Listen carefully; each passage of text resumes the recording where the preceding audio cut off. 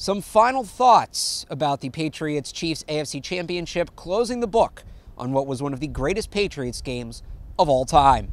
I'm Alex Barth. He is Evan Lazar. This is the Foxboro Report, brought to you by 1 in 100. If you want one last look live at the 2018 Patriots, 1 in 100 has a raffle going for Super Bowl tickets in Atlanta. You can enter that now at 1in100.co. Again, a chance to go to the Super Bowl in Atlanta. It's $70 to enter at 1in100.co. Check that out today. All right, Evan, one last chance to talk about this Kansas City game. I know it's 4 days later, but the fact of the matter is this is a game that's worth talking about 4 days later. It's a game we're going to be talking about 4 years later, 4 decades later, a true all-time NFL classic. Yeah, and I got a chance to look at the coach's film, so I have a much better idea of what actually happened on Sunday. I think my biggest takeaway, just from a game perspective, not just the history of the game, but just actually what happened on the field, was that once again we saw Bill Belichick and his staff absolutely outcoach another coaching staff. Especially, I thought that first half game plan, outside of one bad call on the goal line, was outstanding. Right, and I think that really where I start is with defensive coordinator Bob Sutton, who they just fired. I understand now why they fired him.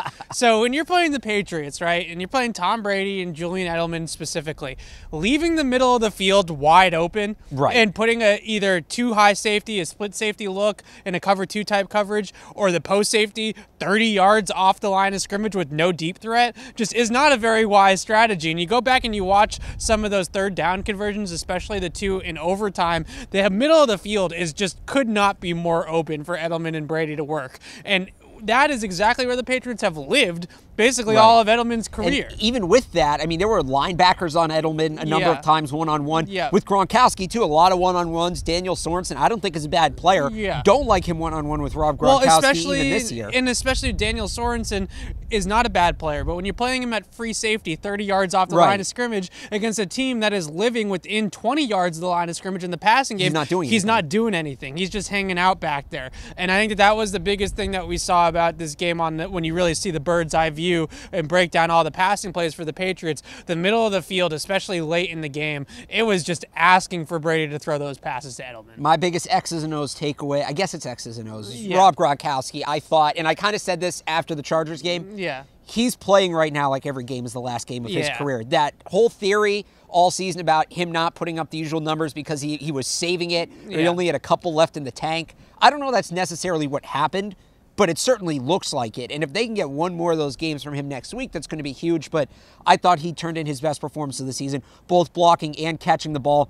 Everybody's going to look at that catch down late in the game in the red zone. I mean, that was classic Gronk. The catch it mirrored to me, the first thing I thought of was the catch over KJ Wright in the Super Bowl. It wasn't in the end zone, but very similar, going up, high pointing the ball, holding on to it all the way through. That was an awesome catch.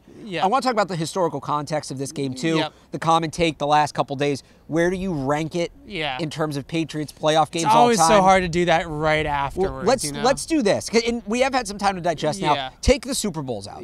Because the Super Bowl, it's a different aura. It's a different mystique.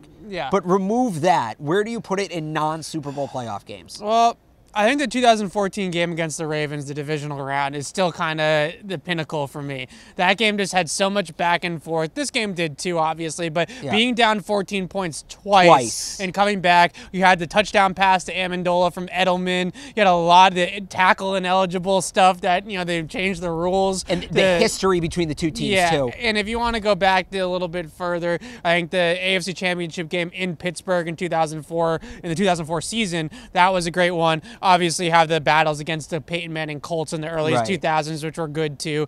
But from a historical perspective, I mean, it's like I said, it's tough because right now in the moment, it feels like it's what top Patriots game in the playoffs. It's certainly one of the better ones. And there's one you left out. I got to mention the Snow Bowl. Oh, the Snow Bowl's one. And that's the Snow Bowl is an epic game, and the kicks at the end by Vinatieri are epic. But it was a sloppy football game. If you talk about historical significance, and also with some people like that.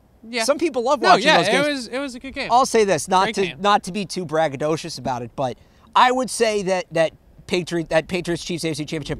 I'd say that's a top 5 Patriots playoff game of all time. That being said, the Patriots have about 12 games in their top 5 all time. I mean, I don't know if it's because they give us a heart attack every single time they play one of these things. What did Chris Hogan say, right? It's taking years off his life. It's taking all years off all of our lives. I want to make one more X and O standpoint before we sign off. The defensive side of the ball. We talked about this last week, how they needed to do something different to pressure Patrick Mahomes than what they did the first time around because they were going to be ready for it. They only ran 1-0 blitz this time. They ran a bunch of them back in October. And it was a key, I believe it was like key 3rd or 4th down late in the game, right? It was a 3rd and 7 or 3rd and 8 late in the game. I believe it was in the 4th quarter. It forced the Chiefs' last punt of the game. They scored a couple touchdowns the following next 2 drives.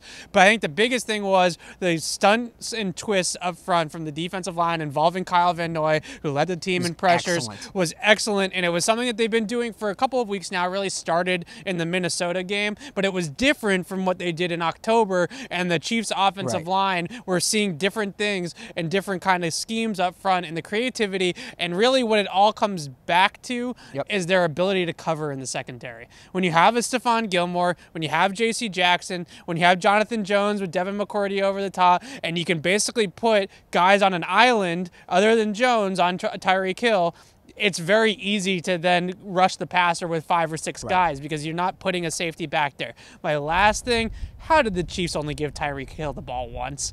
Like he was covered because he was covered. But you got to find a way to get him the ball. And this is another thing with coaching, right? If Josh McDaniels only got Julian Edelman the ball once in a big playoff game like that, we'd be killing him for it. No, and you're right. I kept waiting for the pop pass, the jet sweep, whatever it was. A pop pass, a screen pass. When you have a player that dynamic, you got to get the ball in his hands. You can't only have him touch the ball once. It's just inexcusable. And to add to Hill, and yes, he was the big takeaway, but another guy, even though he caught a touchdown, I thought was relatively invisible in this game. You called it well last week, was Travis Kelce. You go back to that October matchup, those two combined, 12 catches on 21 targets, over 200 yards and 3 touchdowns. On Sunday, those two, Kelce and Hill, right, the two big playmakers, 4 for 8. I think it was 64 yards, 65 yards, you can thank and Andy the 1 Reid touchdown. For the Tyreek Hill numbers. Andy Reid certainly helped. Every single time they just ran Tyreek Hill deep into the safety, into Devin McCourty. But here's the thing, that worked back in October. And there was no place to go. Right, but it was just over and over and over again. They were just letting the Patriots take Tyreek Hill out of the play. You know what it was? You've heard me yell about this time and time again this year when the Patriots do it. They never made the adjustment. Right. And what happens when you don't make adjustments in football games? They still scored 31 points in the second half and almost won the football game. And we can obviously sit here and talk about luck and D Ford going offsides and all these little things that maybe they would have won the football game if it had gone a different way. But at the end of the day, you only get your star receiver, who's an all-pro this year, maybe one of the best receivers in the league all year long, 1 catch. You got to do something more than that. Right. This has been the Foxboro Report, brought to you by 1 in 100. Super Bowl tickets on the table at 1in100.co. Check that out today. For Evan Lazar, I'm Alex Barth from Gillette Stadium. Thanks for watching.